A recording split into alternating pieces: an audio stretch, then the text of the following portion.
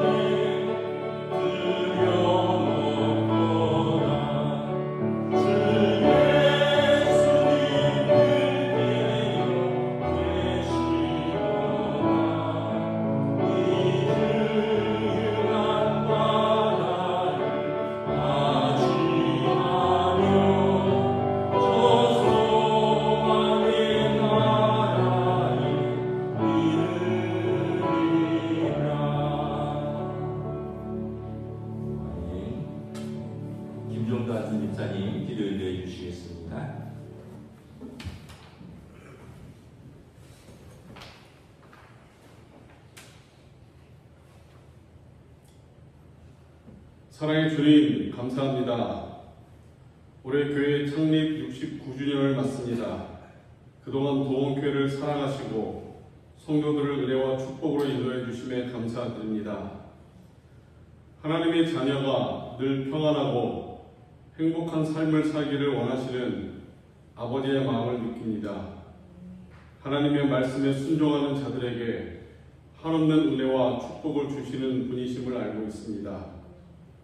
그럼에도 우리의 삶은 그렇게 살지 못하여 때로는 힘들고 고통 가운데서 살고 있습니다. 요나가 하나님의 명령에 불순종하여 다른 길로 갔지만 그럼에도 요나를 추적하고 연단시키며 결국에는 하나님의 뜻에 순종함으로 이끄시는 하나님의 인내하심을 압니다.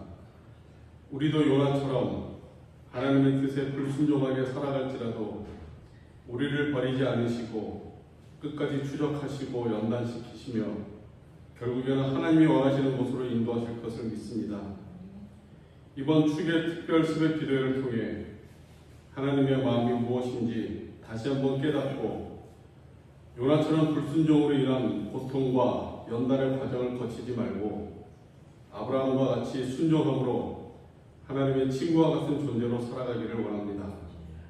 말씀을 전하시는 목사님에게 영육간의 강건함을 허락하시고 말씀이 우리의 삶에 힘과 용기와 은혜가 넘치는 삶을 이어가게 하기를 기도합니다. 예수님의 이름으로 기도드렸습니다. 아멘.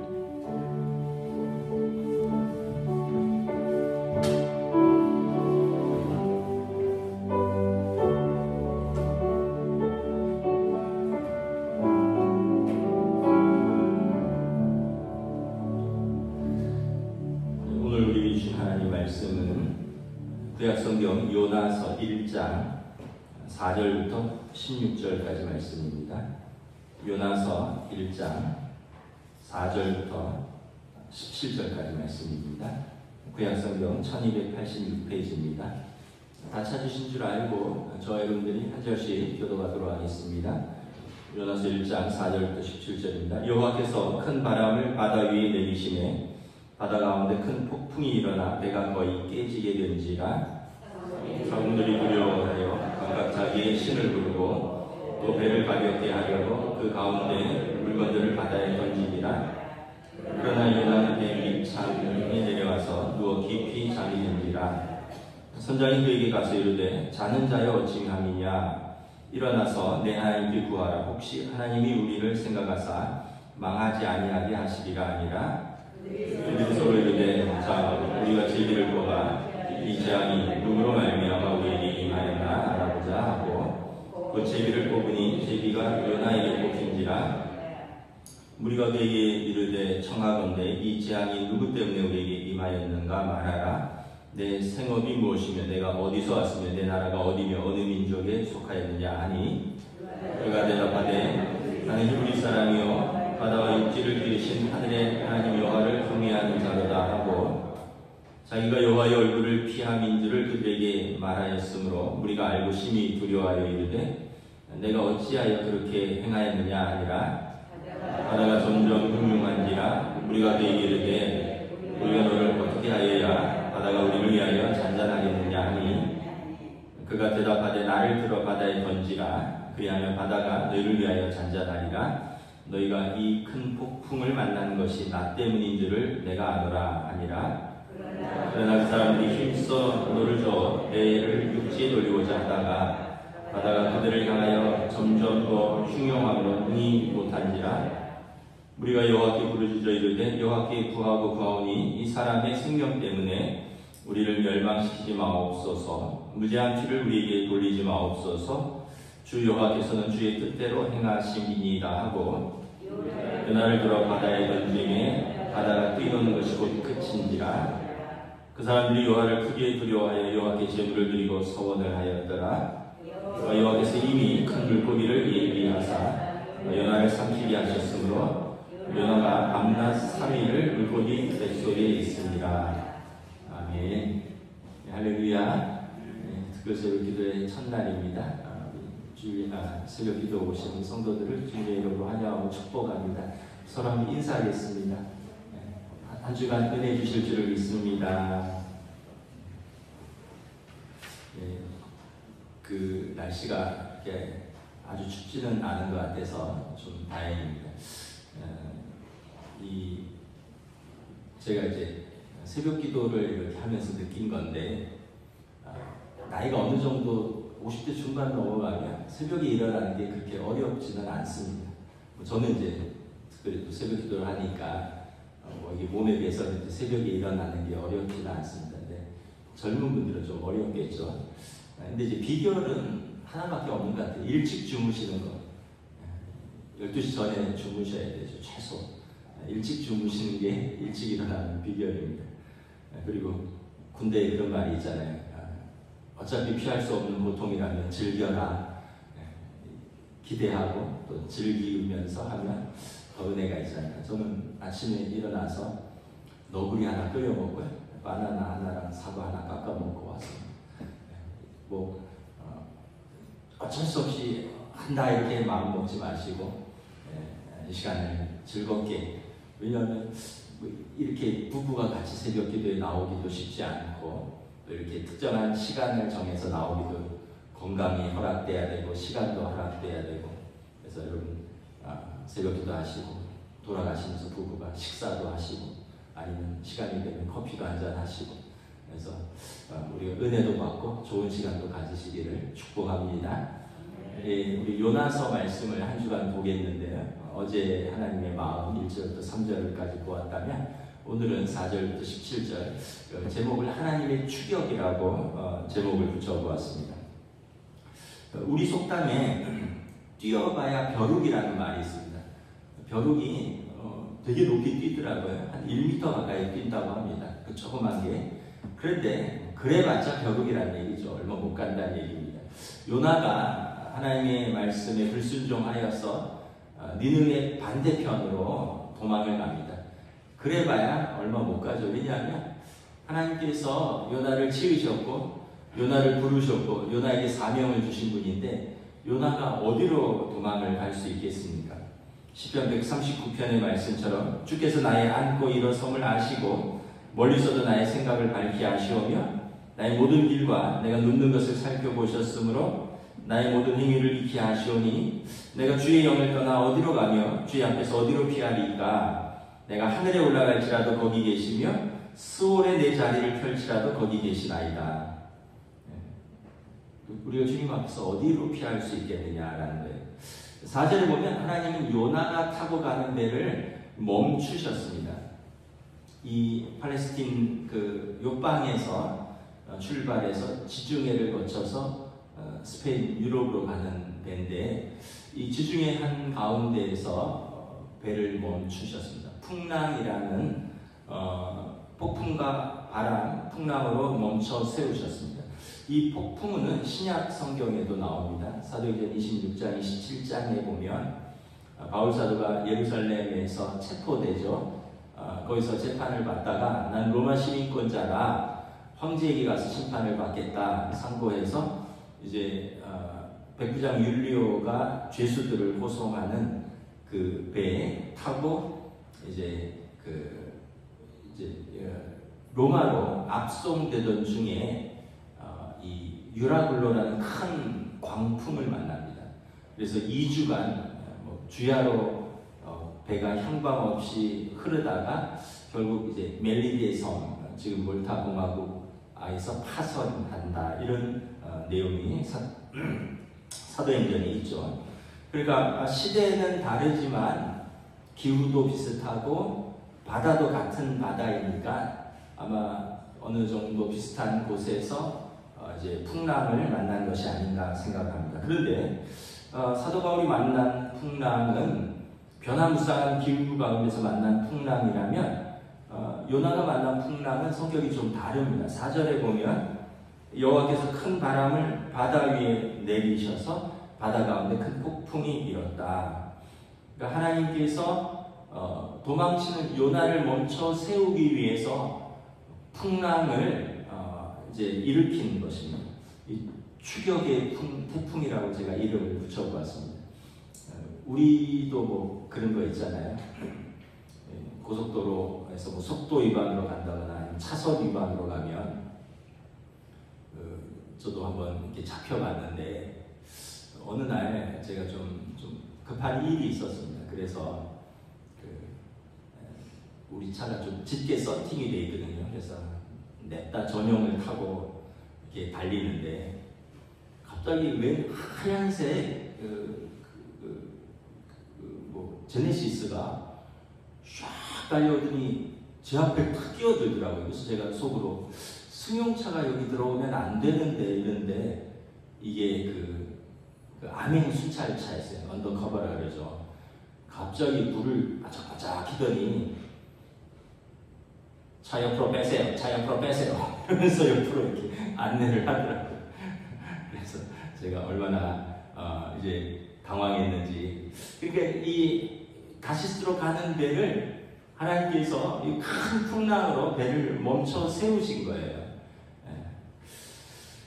결국 요나는 뱃사스를 지불했으니까 돈도 꽤 많이 냈을 겁니다. 유럽으로 가는 배편이니까 뱃사스도 지불했는데 돈은 돈대로 쓰고 시간은 시간대로 낭비하고 고생은 고생대로 하고 하나님 앞에 꼼짝없이 잡히는 신세가 되었습니다. 우리도 그런 적이 있으시죠? 하나님과 의논하지 않고 기도하지 않고 또 하나님과 동행하지 않고 호기롭게 내가 일을 벌리거나 또 모험 같은 많은 일들과 수많은 날들을 보냈는데 돌아보면 우리도 요나처럼 돈은 돈대로 낭비하고 시간은 시간대로 낭비하고 에너지는 에너지대로 낭비하고 고생은 고생대로 하고 마음은 마음대로 상하고 그러다가 하나님께서 우리를 강제로 스탑하게 하신 일이 있으시죠. 사실은 이게 좋은 일입니다. 왜냐하면 더 가면 죽으니까 하나님께서 우리를 강제로 붙들어 매신 것입니다. 그래서 이 풍랑으로 멈춰 세우신 이 하나님의 추격은 분노의 추격이 아니라 사랑의 추격입니다. 너 감히 내 앞에서 도망가? 하고 잡으러 간 게 아니라 사랑의 추격인 것입니다. 큰 풍랑을 만나서 배가 깨지게 생겼으니까 배에서 난리가 났어요. 5절에 보면 이 사공들이 절박한 심정으로 각기 자기의 신을 부르면서 기도합니다. 하나님을 찾는 사람도 있을 것이고 부처님을 찾는 사람도 있을 것이고 공자님을 찾는 사람도 있을 것이고 여기 보면 메가드 장군이 그런 말을 했습니다. 전쟁의 참호 속에서는 무신론자가 없다. 그리고 죽음 앞에서는 무신론자가 없습니다. 사공들은 살기 위해서 각기 자기 신을 부르면서 기도하면서 동시에 배를 가볍게 하려고 배에 실린 물건들을 바다에 던집니다. 이 배는 이 베니게의 상인들이 그 다시스로, 그러니까 이 페니키아의 그 식민지였던 다시스로 무역을 하러 가는 배들입니다. 그러니까 거기에 팔 물건 또 오면서는 거기에서 수입하는 물건들을 실어오는 그런 상선입니다. 그러니까 귀한 물건들이 가득 실려 있었을 것입니다. 근데 사람이 살고 나서 장사도 할 일이지 물건 붙들고 있다가 죽을 수는 없으니까 사람들이 그 물건들을 손해를 무릅쓰고 바다에 다 던집니다. 배를 가볍게 하려고. 근데 4절 하반절에 보면 요나는 배 밑층에 선실에 누워서 깊이 잠이 들었습니다. 여러분 배가 난리가 났는데 어떻게 잠이 들 수 있을까요? 그 배를 좀 타보신 분들은 아시겠지만 배멀미하면 정신없거든요. 저도 언젠가 한번 제주도를 갔다가 오는데 갈 때는 큰 배를 타고 가서 멀미가 없었는데 올 때는 좀 일이 있어서 빨리 온다고 조금 작은 배를 탔어요. 그러니까 한 시간은 한 40분에서 1시간 더 단축되는 배인데 이게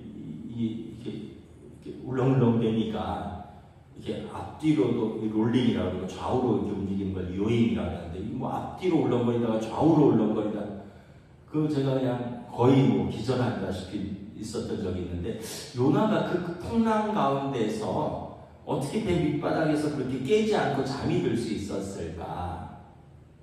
두 가지로 해석할 수 있습니다. 첫째는 영적으로 깊은 잠입니다. 영적으로 무감각한 상태고요. 두 번째는 현실을 회피하고자 하는 모습입니다. 문제를 외면하고 현실을 회피하고자 하는 모습입니다. 지금 요나의 상태는 하나님의 말씀에 불순종하고 의도적으로 하나님의 얼굴을 피하여 다시스로 도망가는 중입니다. 그러니까 이 도망가는 중이다 보니까 모든 것을 회피하고 싶은 것이 있습니다. 안 보고 싶은 거예요. 안 듣고 싶은 것입니다. 영적으로도 그렇고 현실적으로도 그런 것입니다. 그래서 그 큰 바람 소리도 들리지 않고 그 큰 풍랑도 보이지 않고 그렇게 요동치는 배도 느끼지 못하고 깊이 잠들어 있는 것입니다. 영적인 잠이고 더불어서 현실을 회피하려고 하는 그런 모습입니다. 우리도 그렇습니다. 어떤 때는 진짜 영적으로 무감각해지고요. 이성도 마비되고 감각도 마비되고 내가 왜 그런 일을 했을까? 마치 누구 표현대로 뭐에 홀린 것처럼 뭐에 씌인 것처럼 막 왜 내가 그렇게 그런 일을 했을까 이렇게 할 때가 있습니다. 그 언젠가 뉴스에 봤는데 한 중년의 신사가 출근길 10,000원의 지하철에서 젊은 여성을 성추행하다가 그 지하철에 탑승한 그 사복 경찰에게 체포됐습니다. 현장에서 붙들렸어요. 경찰서에서 연행해서 조사를 하잖아요. 뭐 주소, 이름, 직업이 공무원이라고만 밝혔어요. 나중에 조사를 했더니 서울 어느 법원의 현직 부장판사입니다. 결국 기소돼서 성추행으로 벌금형 받고요. 법원 내부에서 징계받고 그리고 법복을 벗었습니다. 우리가 생각할 때 누구보다도 공부를 많이 했고 누구보다도 법을 잘 아는 판사가 왜 그랬을까? 그분이 그랬습니다. 내가 무슨 정신으로 그랬는지 모르겠다. 잠시 정욕 때문에 뭐에 씌인 것 같아. 그러면서 이제 후회했지만 뭐 늦은 거죠. 어쩌면 지금 요나의 상태가 그런 것 같습니다. 큰 풍랑 속에서 스스로 잠을 깨지 못한 정도로 무엇에 지금 씌인 것 같습니다. 현실을 다 잊고 싶은 것 같습니다. 더 이상 문제에 휘말리고 싶지 않은 것 같습니다. 그래서 배의 가장 아래쪽에서 깊은 잠이 들어서 스스로 깨어나지 못하는 영적으로 무감각해지고 분별력도 잃은 상태인 것입니다. 6절에서 선장이 잠자는 요나를 깨웁니다. 자는 자여 어찌함이냐? 일어나서 내 하나님께 구하라. 하나님이라 했지만 너의 신께 구하라는 거예요. 각자 자기 신을 부르면서 기도하잖아요. 이 사람들은 범신론이니까 다신론이니까 모든 것에 신이 있으니까 바다의 신도 있고 뭐 이런 모든 신들에게 구하는데 야 너는 뭐냐? 당신은 도대체 누구냐? 일어나라. 지금 잠잘 때냐? 너의 신께 기도하라. 여러분 우리가 깨어나지 못하면 세상이 우리를 깨웁니다. 우리가 기도하지 못하면 이방 선장의 입을 통해서 우리 보고 기도하라고 말합니다. 야 너 그리스도인 아니냐? 너 기도해야지. 너 뭐하고 있느냐? 잠자고 있어서 뭐하고 있느냐? 2절에서 하나님께서 요나에게 일어나라고 하셨는데 지금은 이방 선장이 요나에게 일어나라고 말합니다. 그리고 이방 선장이 입에서 너의 신께 너 기도하라고 이야기를 듣습니다. 여러분 얼마나 부끄러운 일입니까? 선지자가 이방 선장한테 일어나서 너 기도해야 된다. 7절에서 뱃사람들이 서로 말합니다. 아마도 바다의 신이 노한 것 같은데 누구 때문에 이 재앙이 닥쳤는지 제비를 뽑아서 알아보자. 제비를 뽑으니까 어제 우리가 주일 예배에서 보듯이 요나가 뽑혔습니다. 이제 도망자 요나는 제일 배 밑바닥에 숨었지만 지금 배 한가운데 폭풍의 중심에 서게 되었습니다. 8절에서 무리가 요나에게 묻습니다. 너는 도대체 누구냐? 어디서 온 어느 민족, 어느 나라 사람이며 내 생업은 무엇이며 도대체 왜 이런 재앙이 너로 인해 우리에게 닥쳤는지 말해라. 너는 어떤 사람이냐? 라는 것입니다. 너의 사명은 무엇이냐? 라는 것입니다. 9절에서 요나가 대답합니다. 나는 히브리 사람으로서 바다와 육지를 지으신 하늘의 하나님을 경외하는 자로다. 요나는 큰 풍랑 앞에서 스스로는 못 깨어나고 사람들이 깨우고 사람들의 질문에 통해서 스스로 자기 입으로 자기의 정체성을 고백합니다. 나는 히브리 사람으로 하늘의 하나님을 경외하는 자로다. 이때부터 요나는 영적으로 깨어나기 시작합니다. 자신이 하나님을 경외하는 하나님의 사람인 것을 자각하는 것입니다. 내가 누구인가를 아는 것, 내가 누구인가를 깨닫는 것에서부터 마음의 변화의 출발이 시작됩니다. 헬라어로 회개가 메타노이아인데 마음의 변화입니다. 생각의 변화입니다. 내가 누구인가를 올바로 알 때 마음의 변화가 일어납니다. 생각의 변화가 일어납니다. 이것이 여러분 회개입니다. 이것이 하나님께 돌아가는 출발이 되는 것입니다. 10절에 보면 요나는 자신이 하나님의 얼굴을 피하여 도망 중이라고 고백합니다. 11절에 보면 바다는 점점 흉흉해지고 무리들이 요나에게 묻습니다. 우리가 너를 어떻게 해야지 바다와 육지를 지으신 너의 신이 우리를 위하여 바다를 잔잔하게 하겠느냐. 12절에 요나가 대답합니다. 나를 들어 바다에 던지라. 너희가 이 폭풍을 만난 것이 나 때문인 줄을 내가 아노라. 요나가 중요한 말을 하죠. 나 때문이다. 요나는 이제 더 이상 현실을 회피할 생각이 없습니다. 문제를 외면할 생각이 없습니다. 하나님 앞에서 사람들 앞에서 진실되게 문제를 대면하고 그 결과를 받아들이겠다고 고백을 하는 것입니다. 나 때문이라는 것입니다. 여러분들이 어려움을 겪는 것은 나 때문입니다. 나를 바다에 던지십시오. 여러분, 남 앞에서 실수를 인정하는 것은 자아를 십자가에 못 박는 것과 같이 고통스러운 것입니다. 가슴 아픈 일입니다. 그래서 용기가 필요합니다. 그래서 많은 사람들이 실수를 인정하지 않습니다. 너 때문이다. 아니면 다른 사람들 때문이다. 어쩔 수 없었다. 나 때문이라는 말이 여러분 진짜 올바른 회개의 출발인데 사람들은 나 때문이라는 말을 잘 하지 못합니다. 왜냐하면 이것이 자아를 십자가에 못 박는 것이기 때문에 그렇습니다. 그리고 진짜 용기가 필요하고 진짜 회개하는 사람이 나 때문입니다 라고 이야기합니다. 근데 많은 사람들은 이유를 대고 핑계를 대면서 자신을 합리화합니다. 요나는 그러지 않았습니다. 자신의 불순종으로 인해서 많은 사람들이 죽는 것은 안 된다고 생각했습니다. 자신이 죄에 대한 책임을 지고 기꺼이 죄값을 치르겠다라고 많은 사람들 앞에서 고백을 합니다. 우리가 이 회개가 아까 메타노이아, 마음의 변화, 생각의 변화라고 했는데 히브리어로는 테슈바인데 테슈바는 좀 더 나아갑니다. 삶의 방향의 전환입니다. 행동의 변화입니다. 그러니까 마음과 생각의 변화에서 삶의 방향이 전환되고 행동이 바뀌는 것까지 나아가는 것입니다. 이제 요나는 마음의 변화와 생각의 변화를 넘어서 삶의 방향과 행동의 변화라는 진실된 회개를 하는 것입니다.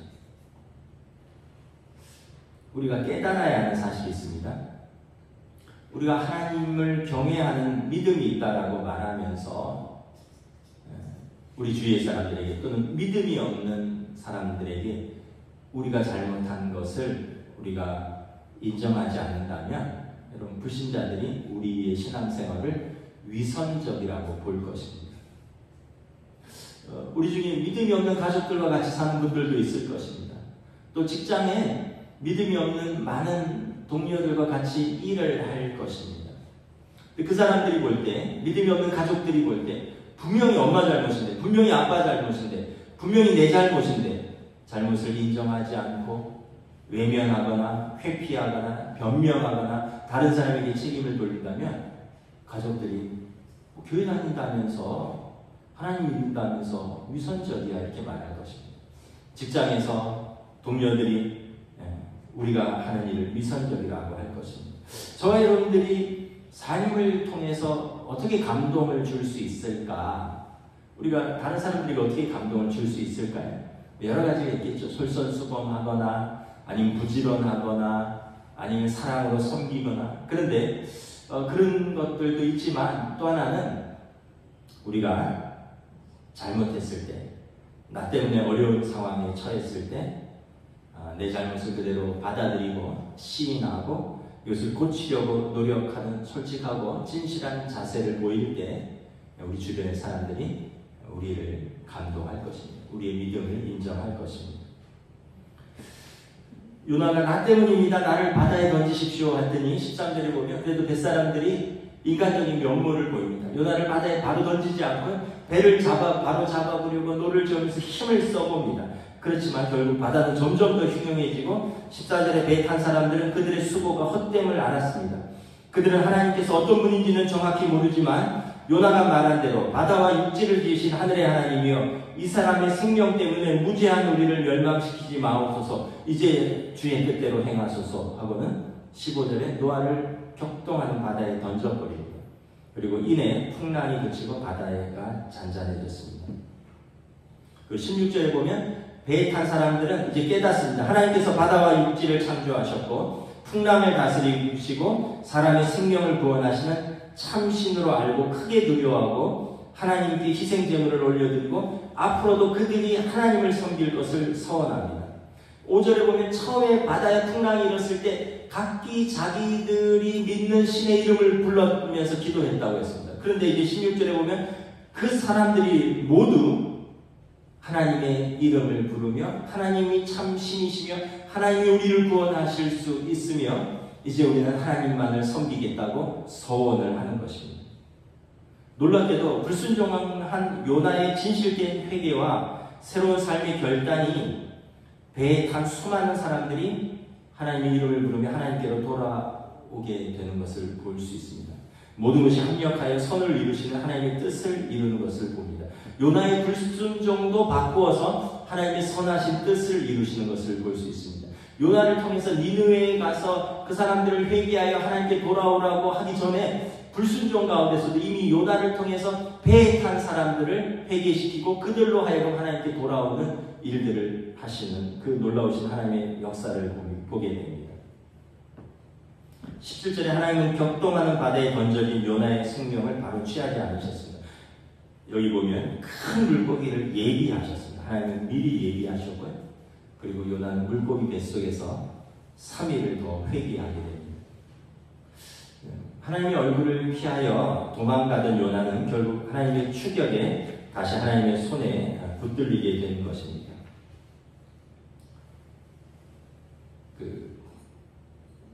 한국교회 유명한 목사님이신데 이제 그분이 호주에서 목회를 한 20년간 했어요.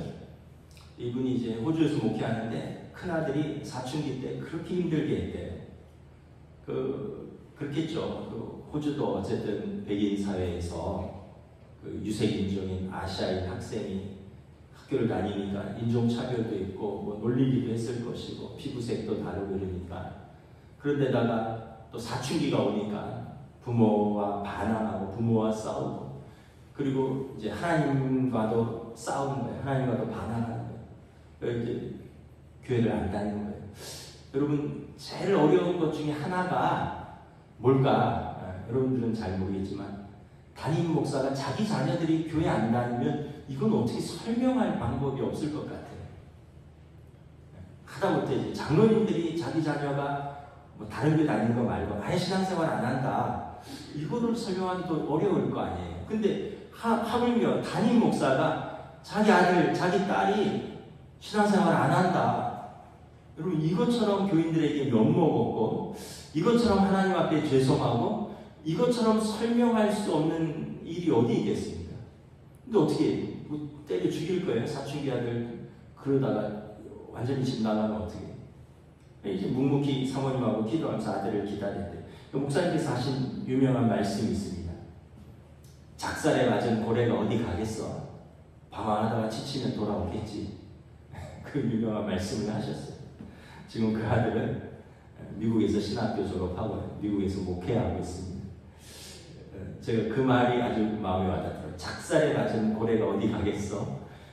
그 원양어선에서 뭐 고래잡이 할 때 작살 쏘잖아요. 그럼 고래가 막 쫙 도망가잖아요. 그럼 줄을 딱 달아놨기 때문에 가만히 놔둡니다. 근데 이제 맞고 도망가지만 힘들죠. 이미 작살에 맞았고 피 흘리고 있고 줄은 점점 당겨지고 나중에는 배를 자기가 끌고 가야 되는데 어떻게 가겠습니까? 작살에 맞은 고래는 결국 잡힐 수밖에 없어요. 우리 인생은 하나님의 사랑에 작살에 맞은 고래와 같습니다. 요나처럼 아무리 도망간다 해도 우리가 어딜 도망가겠습니까? 결국 우리는 다시 하나님의 손에 붙들릴 수밖에 없는 인생입니다.